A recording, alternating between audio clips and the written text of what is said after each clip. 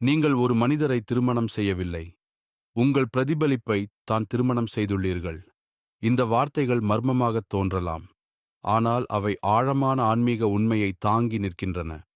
வாழ்க்கையில் நீங்கள் சந்திக்கும் ஒவ்வொரு ஆன்மாவும் உங்கள் வளர்ச்சிக்கான ஒரு செய்தியை கொண்டு வருகிறது. ஆனால் நீங்கள் திருமணம் செய்கிறவர் மட்டும் உங்கள் உள்ளார்ந்த உலகத்தின் தெளிவான கண்ணாடியாக மாறுகிறார். உங்கள் கணவர் சாதாரணமாக விதியால் தேர்ந்தெடுக்கப்பட்ட துணை அல்ல. அவர் உங்கள் மறைந்த உணர்வுகள், ஆறாத காயங்கள் மற்றும் வெளிப்பட காத்திருக்கும் பழைய கர்மங்களின் பிரதிபலிப்பு. அவர் பேசும் அல்லது நடக்கும் சில விஷயங்கள் உங்களுள் கோபம், வலி அல்லது எதிர்ப்பை எழுப்பும்போது, வாழ்க்கை உங்களுக்குள் இன்னும் குணமாக வேண்டிய பகுதியை காட்டுகிறது. கர்மத்தின் மொழியில் திருமணம் என்பது வெறும் துணை உறவு அல்ல. இரு ஆன்மாக்கள் ஒன்றின் குறைகளை ஒன்று மென்மையாக்கிக் கொள்ளும் ஒரு புனிதப் பள்ளி.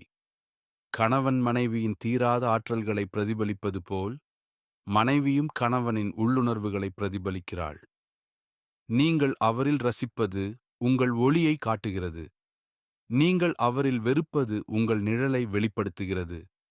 உண்மையில் உங்களுள் இன்னும் காயமில்லாமல் யாராலும் உங்கள் அமைதியை குலைக்க முடியாது. உங்கள் கணவரை எதிரியாக அல்ல, பிரதிபலிப்பாக பார்க்கத் தொடங்கும் தருணத்தில் ஒரு அதிசயம் நிகழ்கிறது.